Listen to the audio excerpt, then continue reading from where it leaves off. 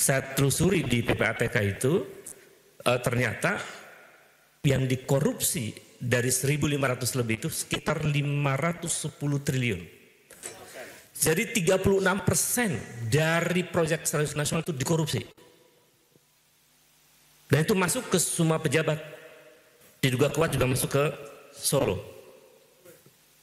Anda kan beberapa bulan lalu atau tahun lalu ya, 2 kali ya, melaporkan Jokowi sebagai Pimpro ke KPK karena korupsi. Nah, kira-kira dalam konteks kereta busuk bus ini, apa peluang untuk melaporkan kasus korupsinya lagi? Silakan. Ya, terima kasih Bung Lukas.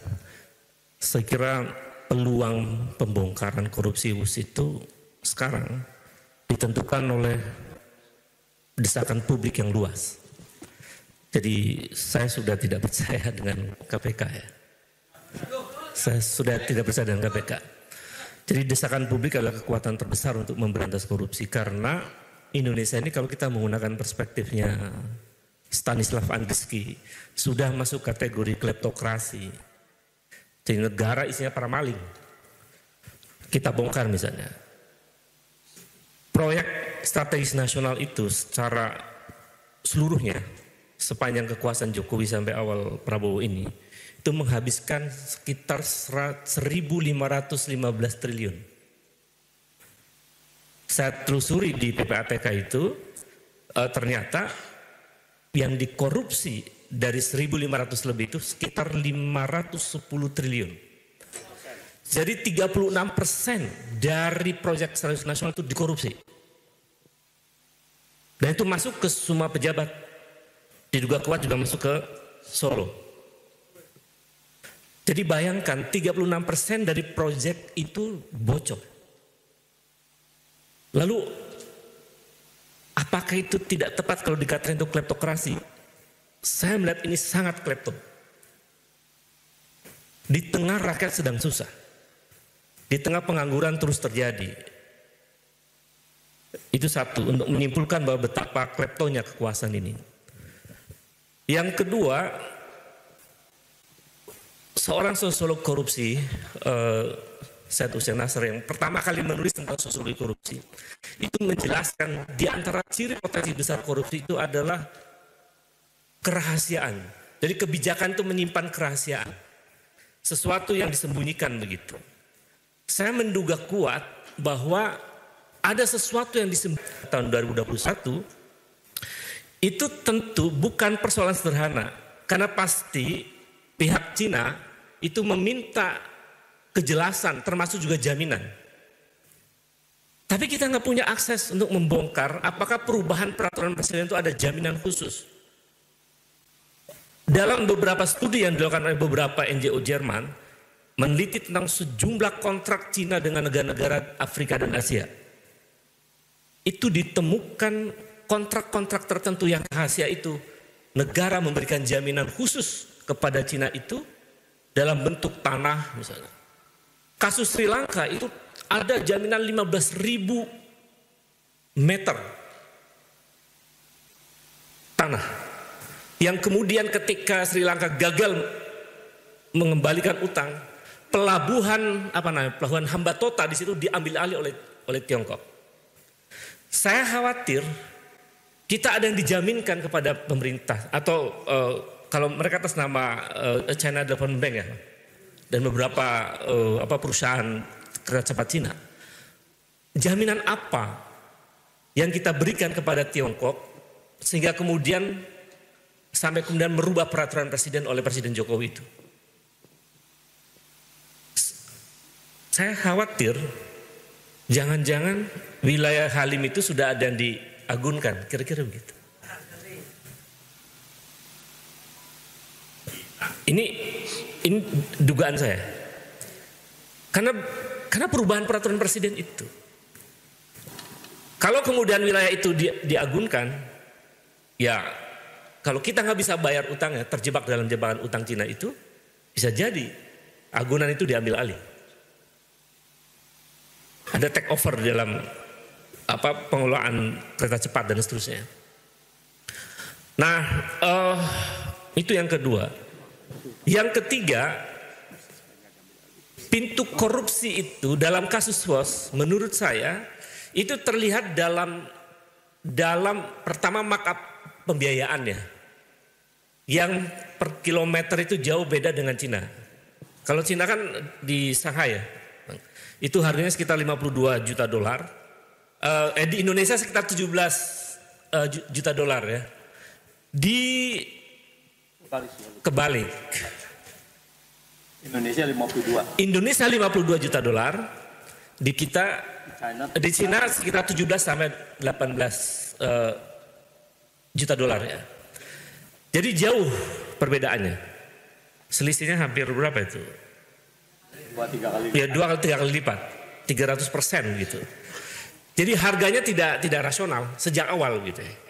Jadi pertama ada harga yang tidak rasional, kemudian perubahan dari B2B ke B2G dengan peraturan presiden dan yang buat itu Joko Widodo. Kemudian ada pembengkakan pembiayaan. Kan pembengkakan biayanya sampai luar biasa juga, cukup besar. Sekitar kalau ditriliunkan sekitar 20 triliun ya, Prof. Jadi angka yang sangat besar, sekitar 1,6 miliar dolar, jadi sekitar 20 triliun. Angka yang sangat besar. Itu juga tanda atau ruang atau pintu korupsi sebetulnya.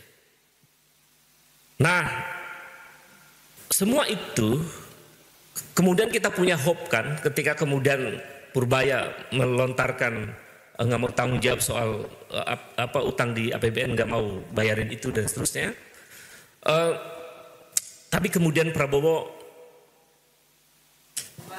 lebay, kacau juga itu. Jadi narasinya itu atas nama rakyat. Gitu. Demi kepentingan rakyat saya ambil alih ya kan, saya yang tanggung jawab.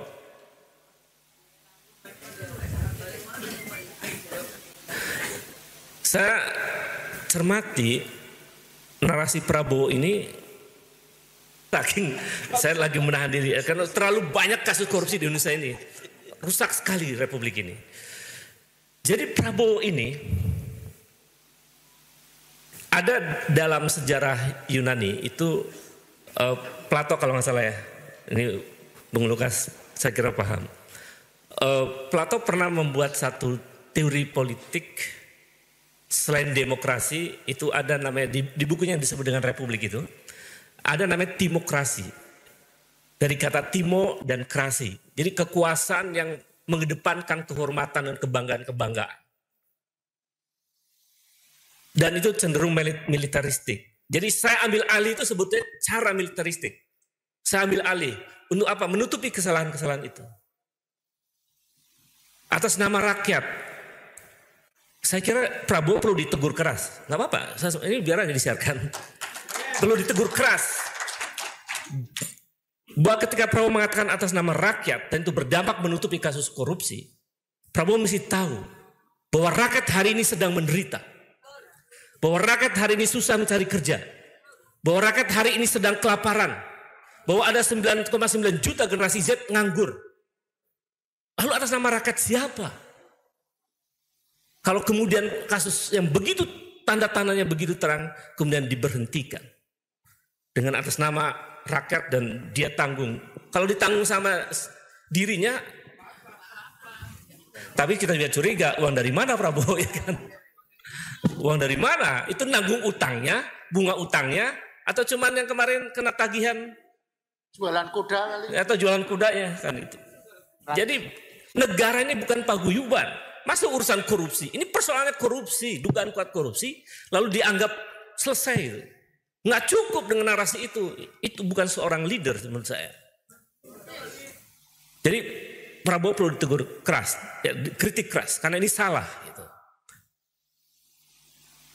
Nah, lalu dia di situ kan membangga-banggakan ya kan, kita mesti bangga sebagai bangsa yang punya kereta cepat gitu. Itu juga argumen parah. Kereta cepat Jakarta Bandung itu teknologinya Cina. Apa yang bisa dibanggakan? Bukan milik.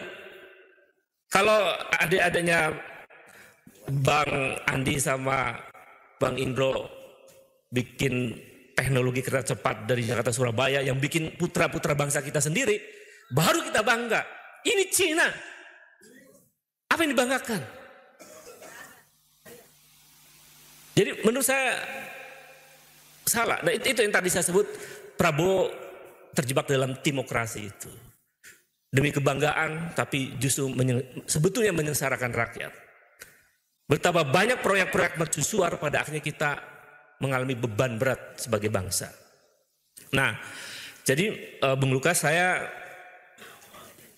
tidak hampir sangat minim harapan saya pada KPK, tetapi ternyata kita sudah masuk ke episode yang cukup kompleks dalam bernegara ini, tetapi upaya untuk mempengaruhi situasi yang seperti ini, menurut saya harus terus dilakukan.